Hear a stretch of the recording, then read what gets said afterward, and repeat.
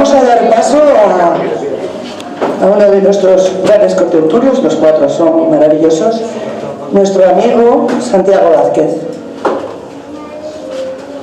Me enseñaron desde el principio, a eso de los 16 años, que lo primero que hay que hacer es colocarse el micrófono. Bueno, estamos hablando de energía, pero yo me pregunto y les pregunto a todos ustedes, ¿qué es la energía? ¿Se puede definir la energía de alguna forma? Pero no de una forma abstracta, sino empírica. Sabemos que existe, pero sin embargo desconocemos su naturaleza. Me viene a la mente ahora mismo pues el tema de la impronta de la sábana santa de Turín, donde los científicos nos dicen que de ese cadáver brotó una radiación o energía. ¿Qué tipo de radiación? ¿Qué tipo de energía? La energía no es, y esto me lo enseñó hace muchos años, yo creo que el único que he conocido, un sanador espiritual, maestro de Reiki, y él me decía, la energía no es buena ni mala, la energía es energía, depende del uso que le demos a esa energía. Si yo estoy dominado por sentimientos negativos, nocivos, tóxicos, para mi espíritu, no ya para mi mente, me voy a encontrar mal. Seguro, seguro. Sin embargo, si encuentro, como nos ha explicado Blanca y mis amigos, sin embargo, si cultivamos pensamientos, sentimientos, emociones, porque son las tres cosas, y me faltan dos, palabras y obras. Luego está la omisión, ese es el pack que traemos. Por tanto, no es ni buena ni mala, sencillamente hay que manejar la energía. ¿Cómo? Pues evidentemente un satanista, que los hay, podría contarles casos, y no muy lejos de aquí, que esa energía la utilizan para cosas terribles, que a mí, concretamente, un ex miembro de una secta satánica operativa aquí en las Sierras de Madrid hace muchos años, me explicaba cómo se reunían, sacrificaban concretamente a gatos. No les voy a decir más. Porque sí, porque los detalles son muy desagradables. Bueno, pues eso, señoras y señores, eso existe. Eso existe. Se habla de la energía, se habla de pactos con el diablo, del 666. Esos son nimiedades, realmente. Cuando vamos a un lugar abandonado y nos encontramos con el pentáculo invertido, el 666, la cruz invertida, eso es el A y O, por no decir que es el A, solamente el A. Bien, la energía, la existencia de la energía implica la existencia del alma. Aquí entramos en el terreno de lo metafísico.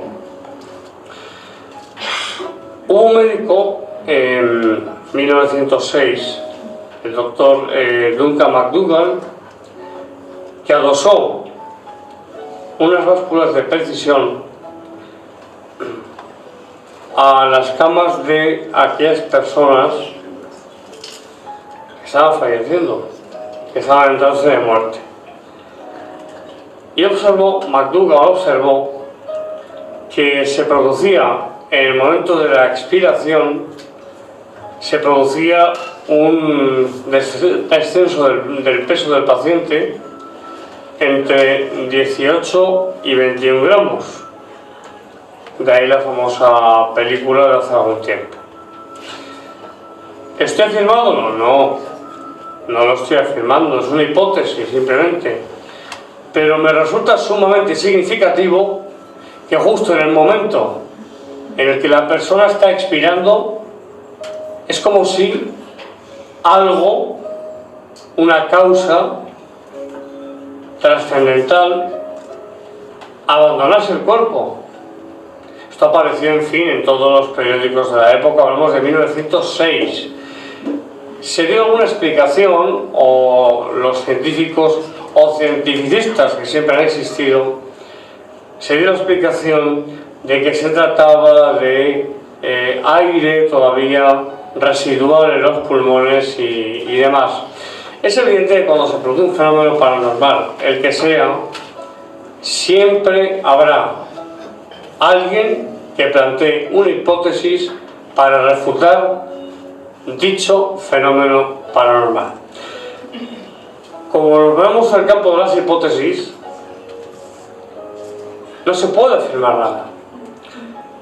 Eso es dar lo que filosóficamente se llama dar un salto lógico. Es decir, pongo un ejemplo. Ese moribundo experimenta una pérdida de entre 18 y 21 gramos. ¿Quiere decir que el alma se ha desprendido de ese cuerpo? No, señores.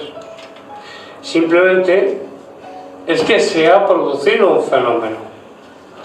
Un fenómeno que médicamente, científicamente, empíricamente no es explicable. Sencillamente. Pero ya dar ese paso de decir, ¿es el alma que se separa del cuerpo? No. Eso es dar un salto lógico. Yo no tengo ninguna duda, ninguna. Porque siempre digo que si después de todas las cosas que me han pasado en 25 años, si yo no creyese en la existencia de otras realidades ontológicas, o dicho más coloquialmente, de otras dimensiones, donde va el alma después de la muerte, pues sería un lerdo, sería un mentecato absurdo. ¿Por qué? Los fenómenos ocurren. Otra cosa es su naturaleza, su origen. El hecho se produce, pero el hecho de que se produzca no quiere decir que no se produzca, no quiere decir que ese fenómeno no se dé. El hecho de que no podamos explicar un fenómeno, el que sea, no implica la negación del mismo. Creo que Blanca, como mis compañeros, han hablado de alguna forma de esos dos tipos de energía. La energía, que decía Blanca, energía sanadora. Yo puedo dar fe, independientemente del contexto en el que me encontraba, porque han sido varias ocasiones, que la energía, vamos a llamarla energía, la energía espiritual sanadora existe. Tuve un caso muy impactante en unas apariciones muy cercanas a donde estamos, que yo no entro a decir si son auténticas, si no son auténticas, no entro ahí. Pero sí recuerdo, estamos hablando de 1991, un chico que de unos 25 años, 25-30 años, que iba todos los sábados y decía, en silla de ruedas y con una mano, en fin, había sufrido un ictus, una mano retorcida. Decía, la Virgen me va a curar, y así un sábado y otro, pues al final se lo pueden imaginar.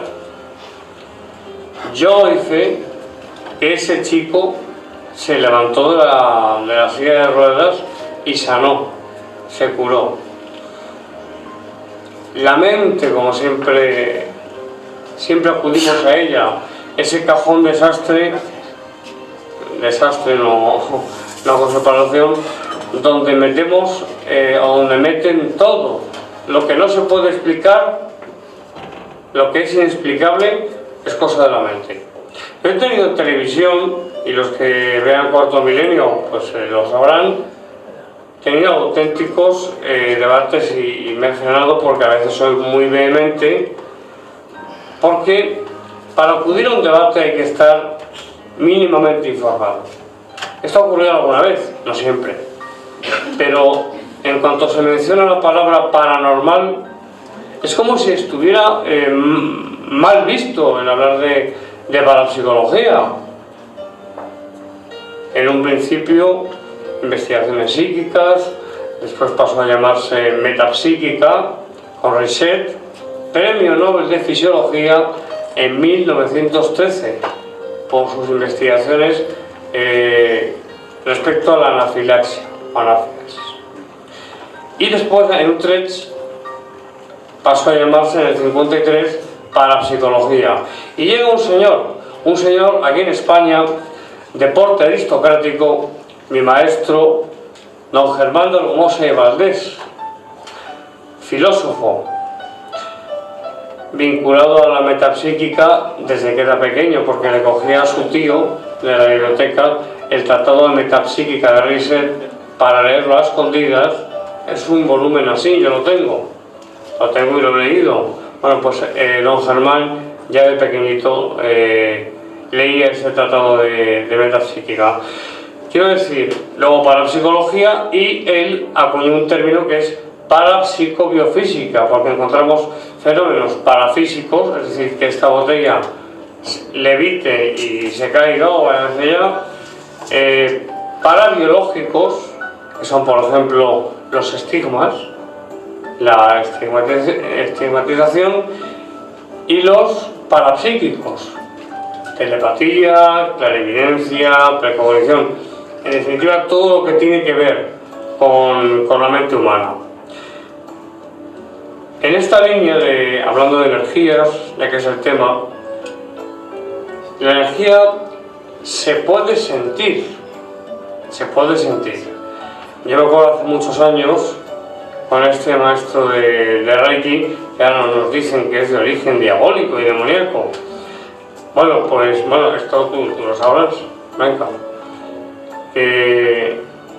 Unos creerán, otros no creerán, pero el Reiki últimamente se ha dicho, en fin, que los cristianos o católicos que no practiquen el Reiki porque es cosa del demonio. En realidad es de lo que iba a hablar yo, del demonio. Porque el demonio, que nadie se asuste por favor, porque veo caras un poco... El demonio es un ser, no nos engañemos. Cuando hablamos, por ejemplo, de Dios, se puede llamar Alá, Abba, como decía Jesús. Se puede hablar de Dios como una energía, algo abstracto. Esto yo lo he escuchado muchas veces. Mire, no se equivoque usted. Dios es un ser, no solamente un ser, es que es el ser supremo, el que está fuera de todo tiempo, en la evoeternidad, que es el término teológico. Para Dios no existe pasado, presente y futuro. Y ustedes me pueden decir, bueno, ¿y usted cómo lo sabe? ¿Ha estado con Dios? Y con razón, porque nos movemos en el campo de la especulación teológica. Y por otra parte, el demonio es un opuesto a Dios. Mire, no diga barbaridades. Si fuese opuesto a Dios, Dios dejaría de serlo. Lo que sucede es que permite que esas, entre comillas, energías actúen. Yo les aseguro, y lo digo con el mayor rigor y la mayor seriedad, Yo les aseguro que esas energías, que para mí no lo son espíritus de fallecidos, algunas veces, muy pocas. Teológicamente hablando, demonios. Si empezamos con las prácticas esotéricas, cada escuela doctrina lo llama de una forma. En definitiva, yo personalmente, Juan Carlos Salamanca, que anda por ahí, Teresa, Elena, personas de mi equipo, los llamamos los oscuros. Los oscuros. Ya en tiempos, hablamos del siglo IV, al principio del movimiento que inicia San Antonio, que dice, mira, a mí esto no me interesa, perdonen por el chasquido, pero es que fue así. Murieron sus padres, tenía una hermana, por la herencia se marchó al desierto, como eremita, como asceta.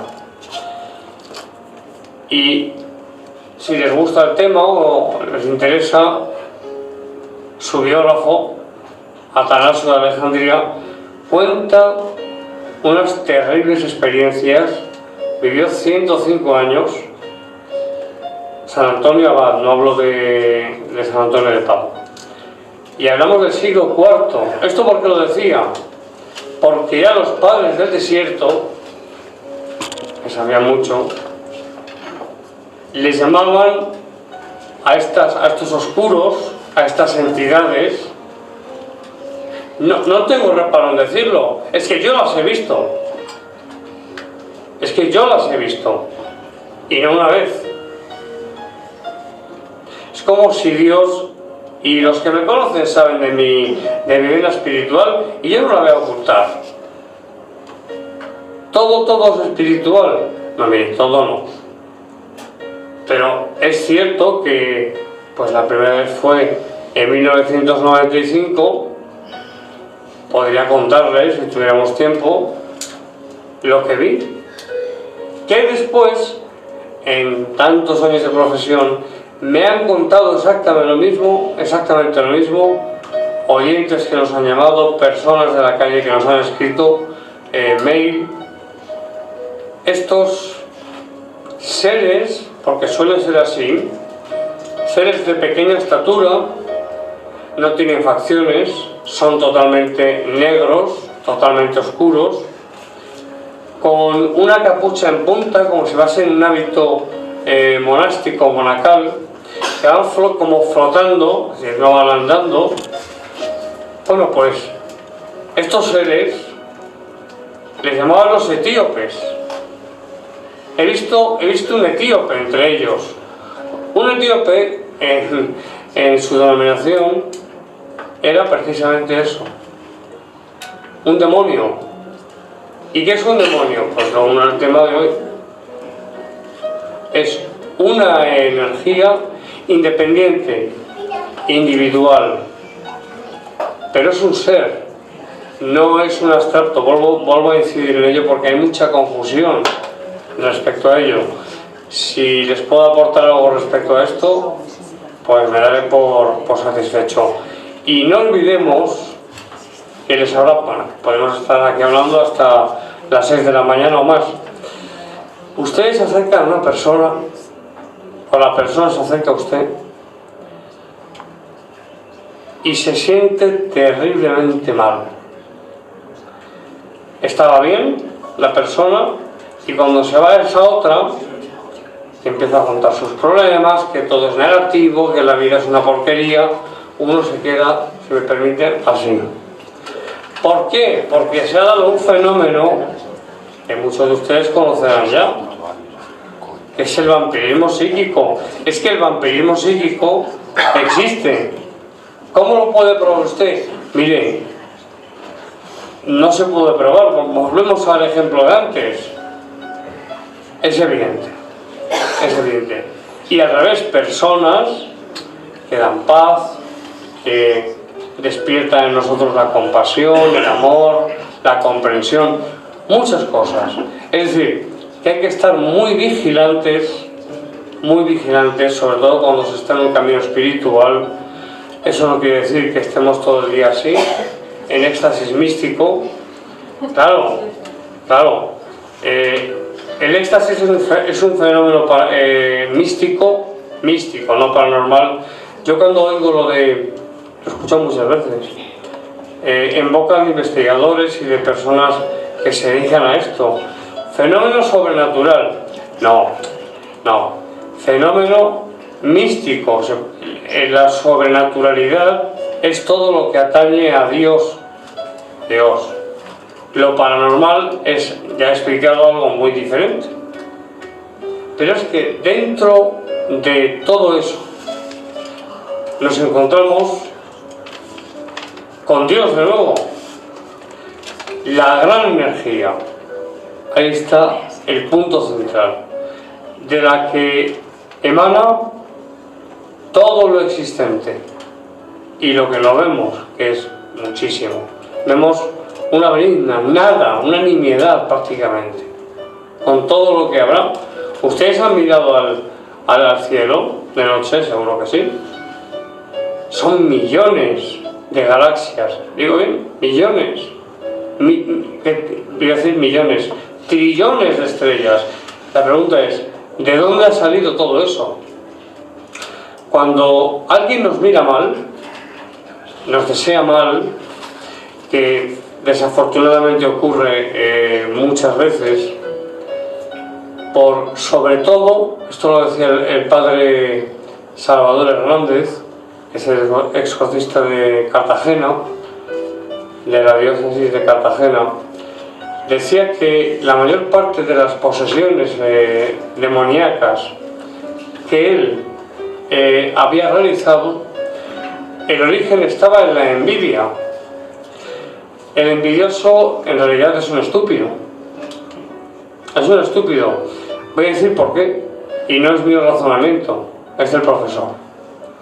Porque es el único de los 7 pecados capitales en el que el pecador, es decir, la persona que es envidiosa, no saca absolutamente ningún provecho y se envenena con su propia envidia.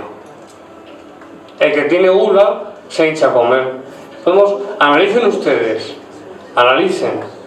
El único es la envidia. ¿Pero qué tontería? ¿Envidia de qué? Pero si somos todos hermanos en el espíritu. Si es que nadie es más que nadie. Allí no vamos a ser... A ver, cada uno pasa cuando muere o fallece. Pasa con sus virtudes y también defectos de la persona. No vayamos a pensar que todo se convierte en algo maravilloso, como he leído, y no puedo obviarlo en diferentes sitios, e incluso he escuchado en algunos programas un tema muy delicado, como es el tema del suicidio. Y ahí se dice, y hay personas que lo dicen, y hablo de personas que están en el medio, no voy a decir más, que dicen que cuando un suicida se suicida, y es decir, porque hay suicidas que lo intentan pero no mueren, cuando logran su objetivo y vuelven en las ECM famosas, nos dicen que allí todo es amor, que el suicida ha recibido, poco más o menos, por Dios con los brazos abiertos, con toda su comprensión. Esto es una auténtica barbaridad, porque una persona que se encuentra atravesando una depresión profunda o no profunda, un estado depresivo, puede llevar a esta persona a sencillamente suicidarse. Hay un caso, no me cortas, córtame cuando quieras. Hay un caso que es, porque creo que es importante, muy breve. Un matrimonio, fallece la esposa, estaban unidísimos, no tenían hijos, muy unidos durante muchos años. Fallece ella, creo que de un cáncer. Y este hombre se vuelca, creo que era empresario, es decir, no era perico de los palotes, tenía una preparación, bueno, en fin, yo respeto a todo el mundo, pero tenía cultura. Este hombre se volcó en la investigación psicofónica y todas las noches intentaba ponerse en comunicación con su esposa a través de parafonía, de psicofonía. Y una noche, después de mucho tiempo, aparece una voz que él identifica como la de su mujer, que le dice lo siguiente: suicídate. Pero sí, suicídate, esto es maravilloso. Pues se suicidó. Se suicidó. ¿Quién era? Es decir, es evidente que era una suplantación de identidad, que se da en la Ouija, que se da en diversas prácticas, sobre todo dentro del campo del espiritismo. Pero un espíritu, vamos a partir de esta premisa, si existe realmente un más allá, un espíritu, sabemos de sobra que se puede hacer pasar y tomar la identidad de una persona que ha fallecido. O, como ha pasado con tantos jóvenes, ¿quién eres? El Ouija, el diablo o Satanás. Esto ha ocurrido muchísimas veces. Yo recuerdo cuando me atreví hace muchos años a hacer la Ouija, es muy peligroso, pues invocábamos al diablo. Y eso es jugar con fuego de una forma descomunal. Ya para terminar, yo planteo aquí, y no lo voy a explicar porque sería incluso para hablar con mis compañeros, con Blanca, con todos ustedes, la diferencia que hay entre mente y espíritu. No es lo mismo, no es lo mismo, porque ahí entraríamos en un debate en el que psique es el término griego original, no quiere decir mente, quiere decir alma. No lo digo yo, lo dicen los filólogos. ¿Es la mente o por otra parte es el alma? ¿Cómo se puede definir el alma? Vaya pregunta. El alma somos nosotros, por terminar. Ya si tiene alguna pregunta, yo no sé, de honor. El alma somos nosotros, lo he dicho al principio. Y es, como también hablaba Blanca, es lo único que nos vamos a llevar de este mundo cuando nos llegue la muerte. La muerte de forma natural, porque Dios lo disponga así. No porque busquemos en el suicidio, por favor, que nadie se suicide. Es que ha ocurrido. Ha ocurrido. Yo tengo muchos ejemplos, pero más de uno y de dos. Una señora que le empezaron a decir que estaba poseída, una comunidad, voy a obviar, religiosa dentro de la iglesia. Empezó a manifestar lo que se llama escrúpulos religiosos, unos escrúpulos que rayaban en la obsesión absoluta. Y sí, la comunidad le dijo, sí, estás endemoniada. Le imponían las manos, en fin, voy a obviar detalles. Pues sí, estás poseída por el demonio. ¿Saben ustedes dónde acabó esta señora? Tirándose por un balcón. Porque era tal su fe en Jesucristo y en Dios, que ella no podía permitir que en su interior se dieran estos fenómenos de influencia satánica. Y claro, apoyado y refrendado a aquella pobre mujer por las, no decir opiniones, por los incluso mandatums en latín, decidió tirarse por una ventana. Por tanto, y aquí termino, esto de la energía, ese tema de la energía, aunque me iba a centrar más, ya lo sabes, en el tema del demonio, posesiones, exorcismos. Yo he presenciado cosas les aseguro que no son nada agradables y que los hay. A ver, Rosarios, les aseguro que los hay. ¿El qué? Son ángeles revelados, son espíritus oscuros, son formas pensamiento, esotéricamente hablando. No lo sabemos, pero lo cierto es que se produce una fenomenología. Cierro con esto.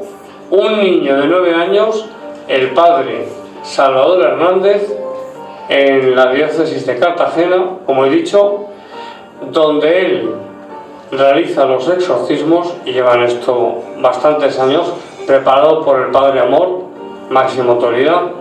Se encuentra con un niño que llevan los padres porque lleva tiempo manifestando, decían, cosas raras. Lo cuenta José María Zavala en su libro Así se vence al demonio, libro magnífico. Llevan a este niño de 9 años, su hijo, al exorcista, al Padre Salvador. Y aquel niño, lo pueden leer en el libro, después de imponerles, después, casi inmediatamente, de imponerle las manos a este niño, el niño entra en lo que se denomina trance diabólico. Es desagradable porque queda el ojo en blanco, puede ir hacia arriba o puede ir hacia abajo. Y empezó con el sacerdote, un niño de 9 años, a hablar en un perfecto latín. Eso hay que vivirlo. Yo creo que hay que vivirlo, igual que aquel campesino romano que en el primer exorcismo del Padre Amor, hoy ya con muchos años, 1985, cuando le dicen desde el Vaticano, usted va a hacer esto, y ahí acude con el padre Amantini, entra en estado de trance diabólico, y aquel campesino romano, tumbado, empieza a levitar. A levitar, sí, a levitar. La levitación es un fenómeno parafísico. Origen, naturaleza, el demonio no. Ahí lo dejamos. Y gracias por aguantarme,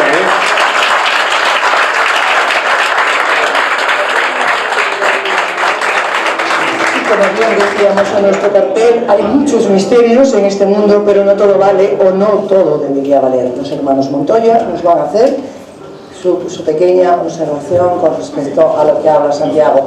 Me van a dar latigazos por todos lados. Para nada. Queremos comentaros una cosa muy importante. ¿Sí? Espera, espera, os paso yo uno. Sí, se escucha. Sí. Para ellos. Sí, yo quería comentar una cosa a todos los asistentes, que todos ellos vienen porque sí, porque quieren participar y dejar claro lo que cada uno siente. Ellos se hacen responsables, cada uno de ellos, se hacen responsables de lo que dicen, y está claro que lo que queríamos era un buen debate. Hay las haylas, pero hay gente que cree y otros que no creen. Pero ante todo, respeto.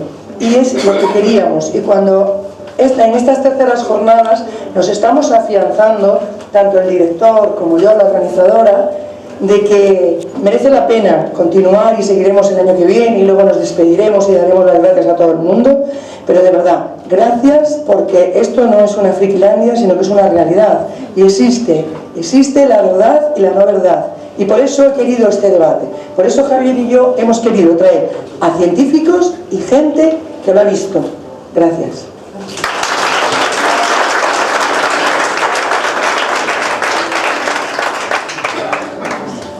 Vamos a ser muy breves, sí, porque si no, para que luego vosotros preguntéis. Y evidentemente no le vamos a dar, como dice el caña a Santiago, evidentemente no, faltaría más. Lo único que realmente estamos en planos distintos. Estamos en planos distintos. Sobre todo, no es cuestión de creer o no creer, es cuestión de saber y de conocer hechos. Evidentemente cada uno es libre para tener su interpretación y tener sus conocimientos y creer que existe el demonio y que no existe. Evidentemente, para mí o para nosotros, el demonio como tal no existe. otra cosa es que alguna otra efecto fenómeno paranormal se puede interpretar como tal. Siempre y cuando que lo veamos desde fuera de la teología, ¿no? de la Biblia, ¿no? Si lo vemos en cuestión de Biblia, pues sí, tenemos que creer que el demonio existe. Pero realmente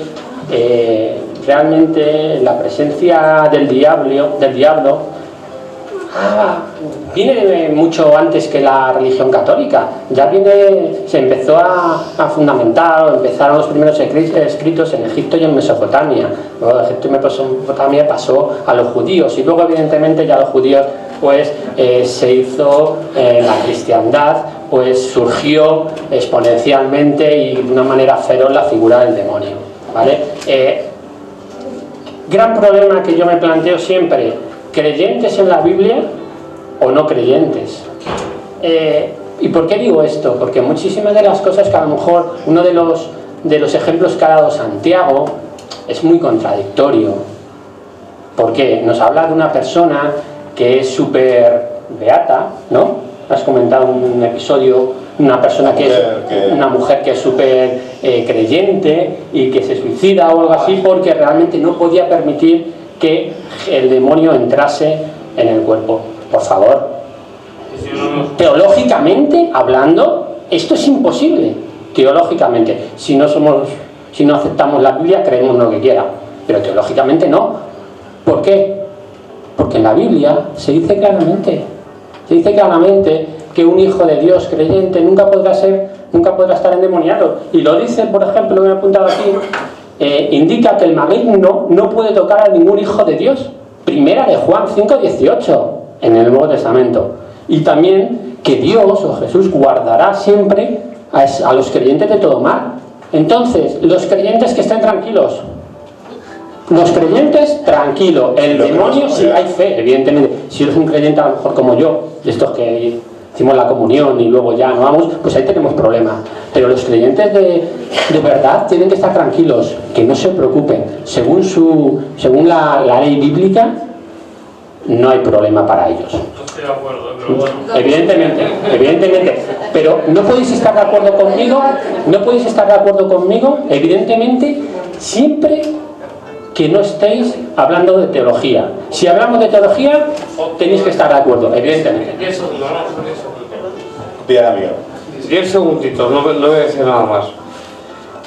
Nos olvidamos cuando se habla de Jesús de Nazaret, que existió históricamente, se nos olvida un detalle que es muy importante. Se habla de que era un taumaturgo, es decir, alguien que realizaba milagros.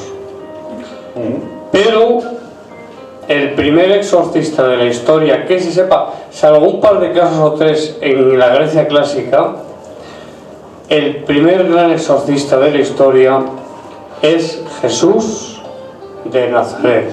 Pero ahí no se tiene diferencia que haga explicar. No, pero con respecto a exorcismos actuales. Bueno, claro, es decir, uno por un lado se achaca todo a la mente, pero hay una fenomenología. Estamos diciendo lo mismo, Santiago. Claro, hay una fenomenología. Por tanto, ¿Jesús qué echaba? No. Bíblicamente, demonios. ¿Qué echaba Jesús? Bíblicamente Se lo inventaba. No, perdona, pero que no estamos hablando, Sí, no. porque, a ver, centrando un poco el tema, yo creo que estamos hablando, voy a poner así porque me es incómodo, ¿no? Estamos hablando de lo mismo. Santiago está diciendo que el primer exorcista fue Jesús. Sí, no lo discuto bíblicamente, y yo soy investigador, con lo cual yo no me puedo hacer interpretaciones mías. Tengo las mías, pero no las comparto. No las comparto porque no me gusta, porque cada uno tenemos interpretaciones. Lo que dice Santiago es correcto. El primer exorcista del mundo, el primer exorcista del mundo no fue Jesús. Ahí hay una pequeña equivocación, porque ya en la Biblia, en uno de los pasajes, se habla que Pedro le está hablando con Pablo y le cuenta que hay exorcistas, exorcistas ambulantes que hacen exorcismos. Pero Pablo posterior, Sí, pero bueno, a Jesús, que no le sí, pero bueno, da igual, porque lo que quiere decir eso es que el exorcismo ya se hace mucho antes, ¿vale? Había exorcistas mucho antes que la figura de Jesús, hasta que el Viejo Testamento. ¿Que Jesús es el primer exorcista? Bíblico, perfecto, si no lo discuto, porque lo que hacía Jesús no era expulsar al demonio de los creyentes. Supuestamente expulsaba al demonio de los no creyentes. Además, tenéis que tener en cuenta que los pasajes bíblicos donde se habla del exorcismo son un poquito que los coge un médico ahora y los echa por tierra. Porque la epilepsia, la esquizofrenia, no lo tocaban ellos, no sabían lo que era. Evidentemente no lo sabían. Y era normal que ante un tema de esos, pues que al final lo más fácil era el exorcismo. Pongo un ejemplo. Imaginaros que estáis en una aldea del siglo XII aproximadamente, ¿vale? Una aldea recóndita de Europa, y no tan recóndita, pero bueno, es por dar un poco de misterio. Una aldea donde las sangrías era una de las prácticas más habituales de los médicos para cualquier mal que había. Con todo el tema sanitario. Con el tema sanitario, que es los problemas, ¿vale? Imaginaros entonces que encima tenemos la mala suerte de tener una enfermedad como puede ser una fobia o hasta una esquizofrenia, donde podemos estar en un momento dado pues tener vómitos, bueno, no voy a explicar en qué consiste, convulsiones. Bueno, pues imaginaros, esa persona iba a la medicina tradicional y no le podían dar un remedio. Lo normal en aquella época es que siempre estas enfermedades fuesen llevadas a lo que es a un exorcismo. ¿Y por qué desaparecen? ¿El qué desaparecen? No, cuando se hace el exorcismo desaparece la sintomatología. Bueno, desaparecen en algunos casos. Yo no he visto los casos, no sé si desaparecen, ¿vale? Sí, yo sí conozco, por nombre y apellidos, pero es decir, se caracteriza principalmente por una aversión hacia lo sagrado. Dice, epilepsia, convulsiones, etcétera, o cualquier otra enfermedad. Sí, mira, perfecto. Tengo aquí el último comentario que voy a hacer. Una versión hacia lo sagrado, hacia todos, los niños de él, porque cuando les metían debajo de la almohada una estampa o una cruz bendecida, se ponían que eran fieras. Fijaros lo que dice uno de los más prestigiosos psiquiatras del mundo, ¿vale? Hugo Lande, ¿vale? Indica que cuando no pueden manejar ellos mismos un cuadro de este tipo, ¿vale? Y se trata de una cuestión de fe, porque siempre, no lo neguemos, los casos de posesiones siempre van con un matiz de fe, siempre son gente, o sea, a lo mejor él no lo conoce, pero desde luego me tendría que dar casos, porque todos los que he investigado yo, ninguno son paganos, ninguno es pagano, quiero decir, todos tienen alguna doctrina religiosa. Bueno, pues este señor, Hugo Lande, lo que dice es que cuando tratan un cuadro de este tipo y se trata de una cuestión de fe que no pueden ellos hacer nada porque es una cuestión de fe, les envían a los sacerdotes. Sí, lo dice abiertamente, los enviamos a los sacerdotes, aun sabiendo que lo que le ocurre a nuestro enfermo no es el diablo, ¿vale? El diablo no está dentro de ellos, pero aceptan los exorcismos como una terapia más. Siempre y cuando, evidentemente, les valga, porque es una cuestión, y ahí lo digo, es una cuestión muchísimas veces. Quiero decir que hay casos que son verdaderos o no verdaderos, que no sabemos todavía la verdad, ¿vale? No digo que todos los casos, me gustaría ver algún caso de eso que dice Santiago. La mayor parte de las veces son sugestiones. Y la sugestión es lo que implica. De 1.600 casos de los últimos que se han dado, solamente 6 se han dicho que pueden estar, que tienen dudas, y esas dudas son razonables. Y con esto acabo, recordar que, por ejemplo, que uno de los primeros casos en España de exorcismos, que fue en el 1500, y fijaros lo tengo por aquí, Sor Magdalena de la Cruz. Sor Magdalena de la Cruz, bueno, tenía casos, episodios, una monja desde los 5 años ya empezó a ver al diablo, luego empezó pues su largo peregrinaje y tenía visiones celestiales y demoníacas, accesos carnales con el diablo. Era un convento cordobés, o sea, tenía éxtasis, revelaciones y comunicaciones. Bueno, al final esta persona fue siendo abadesa. La iban pasando porque tenía un poder en la iglesia, estaba en hilo directo con el demonio, en hilo directo con Dios. Bueno, al final pues se descubrió, y no lo descubrió un investigador, sino lo descubrió el Santo Oficio, que todo era mentira. Nuestro primer caso en España de una religiosa fue mentira. y el Santo Oficio dio parte de ella y al final... ¿Cuántas personas fueron quemadas en la hoguera siendo inocentes? Muchísimas. ¿Cuántas? Pues yo creo que todas. Sin decirte un número, todas fueron inocentes. ¿Por qué? Porque la Iglesia no es, esa es la que tiene el gran problema. En psiquiatría, y esto hay que decirlo, no hablamos de psiquiatría, Sí. en psiquiatría existe una psicopatía, una psicopatología que se llama demonopatía. Demonopatía. Sí. Pero no quiere decir que esté endemoniado, ojo, explícalo. Para que un caso de una persona, que si no, no me van a dejar, para el caso de una persona que tiene manifestaciones, como has dicho, psiquiátricas o síntomas psiquiátricos que apuntan a una esquizofrenia, por ejemplo, un trastorno incluso bipolar, es que me da igual. Hay personas que piensan que esto es así, pero a mí es lo que más me interesa. En torno a esa persona hay una fenomenología no paranormal, preternatural, es decir, maligna. Pero eso es una interpretación. No, mira. Santiago, Héctor. el problema es que ojalá todos aquí viésemos una persona que nos No, por favor, no. Hermano Héctor, Iván, Santiago, No. comentaros que teníamos un pequeño turno de palabra. Vale, solo queda un queríamos, sí. 10 segundos. No, os voy a dejar hablar, pero que el debate que queríamos lo hemos conseguido. Seguir, continuar, gracias. Solo dar un pequeño apunte y ahora si queréis, bueno, mi hermano y Santiago son los que más controlan de estos temas. Tú, Santiago, antes has hecho referencia al empezar a Charles Richet. Charles Richet en su famoso libro, El profesor Charles. efectivamente, premio Nobel y un prestigioso doctor además.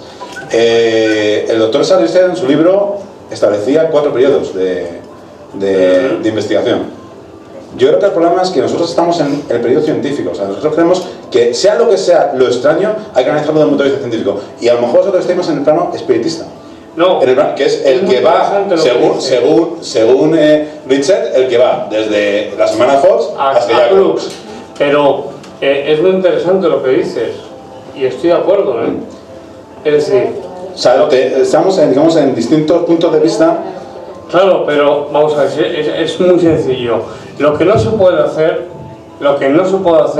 es, porque no tengamos una explicación para un fenómeno, negar su existencia. Esto no se puede hacer. No, pero tampoco darle una explicación mitológica. Porque para nosotros el demonio es algo mitológico. Claro, que está además en el origen, en el subconsciente del hombre desde que están en tipo de cavernas. Para mí no es una entelequia ni es un abstracto. Es un ser. Es un ser que se mueve y va por el tema de hoy. Es decir, yo recuerdo una frase del profesor que decía en una entrevista que le hice, me decían, son como extrañas, me decía, fuerzas, energías que tratan de manipular y hacerse con la persona. ¿Por qué cito a don Germán? Porque es la autoridad, como sabéis, pues máxima en el terreno de la parapsicología. Claro, todo se caracteriza por una aversión hacia todo lo sagrado, sin saber. Ahí tenemos la película El Exorcista. Es decir, se muere la tía y todo, que está inspirada en hechos reales, como bien sabéis, en 1948 lo que sucedió. Muere la tía, el niño, que era un niño, empieza a hacer la ouija y ahí ya empieza la fenomenología. Y creo que aquí hemos visto la película todos. Sí, bueno, como siempre, no hay que olvidar que es una película. Sí, pero y que los hechos, ahora mismo, realmente cuando sucedieron esos hechos, no existía los investigadores que había, no seguían el mismo procedimiento científico que se sigue ahora, o sea, se ha evolucionado, no se tenían los mismos instrumentos. Y quiere decir que posiblemente esos son esos casos que Habría que estudiarlos, pero habría que haber estado en la época para Se han estudiarlos. estudiado esto. Lo bueno es, vamos a hablar del margen. Sí. Sí, Vale. sí, siempre de acuerdo. De acuerdo, de acuerdo. Ponentes, os pido un pelín, vamos, un minuto para cada uno, os doy, ¿vale? Ya estamos. Porque creo que todo el mundo tiene muchas ganas de participar y preguntaros cosas, ¿vale? No tenemos perdón, vamos a ir al infierno de cabeza, Yo no, por lo menos que estoy con los ángeles, yo no. Me intento trabajar. Bueno, me gustaría participar en un pequeño debate. Os estoy escuchando. No, esto en Cuarto Milenio es mucho más que lo que te montamos Nieves y compañía, de verdad. Ahora estamos en otro milenio. Ahora estamos en el quinto milenio. Bueno, vamos. José Toro ya. Un día menos con José Toro ya hacemos el. Yo voy a hacer un pequeño apunte nada más, una pequeña observación. Para empezar, bueno, agradeceros vuestra exposición a los tres como compañera de mesa. Y realmente, bueno, pues que también se aprende, y como siempre la dualidad, lo que son los extremos, ¿no? La luz y la oscuridad que existe, como realmente existimos nosotros ahora, ¿no? Un tema muy interesante, sobre todo estoy bastante de acuerdo al trabajar yo con el tema de la luz y el tema de la novena dimensión, que mis compañeros Héctor y el otro, Iván, de una forma muy maja me han comentado. Blanca, luego si quieres lo hablamos en qué está demostrado, ¿no? Me llama la atención, solamente yo desde fuera, cada uno habla según su experiencia, sensaciones y en lo que trabaja, ¿no? Yo evidentemente no estoy como Santiago, no estoy en el Cuarto Milenio, ni tengo la información ni datos, que no voy a hablar de lo que no sé, pero sí voy a transmitir de lo que siento. Evidentemente el diablo con el tenedor, el rabo y cuernos no existe, para mi entender, pero sí existe esa energía realmente totalmente negativa, en la que esas fuerzas que hemos hablado, emocionales, si tú no perdonas a alguien o si tú tienes rencor en un momento dado, esa carga vibracional hacia esa persona no es que le transmita fuerza demoníaca, por favor, voy a intentar expresarme lo mejor posible, pero sí que transmite unas ondas completamente nada buenas a la hora del resentimiento. Aquí me llama la atención, los tres o los dos en mente. ¿Qué es mente? En el pensamiento de la razón constante. Hay sensaciones y hay visiones que no se pueden demostrar. Y ahí está el hombre en el que intenta patalear y que intenta completamente investigar. Las investigaciones realmente científicas en la sanidad, en la astrología, en temas místicos y demás, y en temas de seres divinos, evidentemente no te vas a encontrar aquí un ángel con alas, ¿cierto? Pero si sientes realmente algo interior en tu ser, sí que realmente está esa sensación en el que hay algo fuera de ti. La soberbia, el ego del hombre, como siempre, no vosotros, perdonadme, como siempre, claro, como siempre, y yo la primera, es el que quiere siempre cuestionar, razonar y comprender el motivo de las cosas. ¿Por qué los planetas se alinean como están? ¿Alguien me lo puede explicar? Todo en plan científico, porque bueno, la estrella, el planeta, el sol sale justo, entonces se mueve. No, lo siento, hay algo que está en constante movimiento y que nadie lo puede entender. Llamadlo como queráis. Dios, fuerza universal, mente creadora, energía positiva, nubes en acción, llamadlo el nombre que creáis. Jesús, por supuesto, Jesús de Nazaret, claro que existió, y yo realmente claro que creo en él. Fue mi gran maestro y lo sigue siendo. En lo que realmente siento, en lo que realmente, cuando lo invoco, cómo realmente me habla. Y os voy a decir una cosa, yo sí que he escuchado la voz de Dios cuando le pregunté por qué no soy madre. Sí que lo puedo decir. No que escuché la voz como es la mía ahora física, por favor, no seamos ignorantes, pero sí tengamos conciencia de que esa voz profunda a tu corazón llega. No va a venir Dios, hola, buenas tardes, ¿me pones una copa? Pues no. Pero a través de las personas, a través realmente de lo que se mueve, realmente está. Nadie me puede explicar realmente por qué la magia realmente del planeta, de dónde viene entonces. Y como dice muy bien Santiago, hay las fuerzas opuestas de lo que es la luz y de lo que es la negatividad existen, para que pueda crearse lo bueno. Si no, todo el tiempo bueno no existiría. Gracias. El minuto, gracias. Si alguno queréis hacer, la verdad que creo que todo el mundo tiene una pregunta para vosotros. Gracias.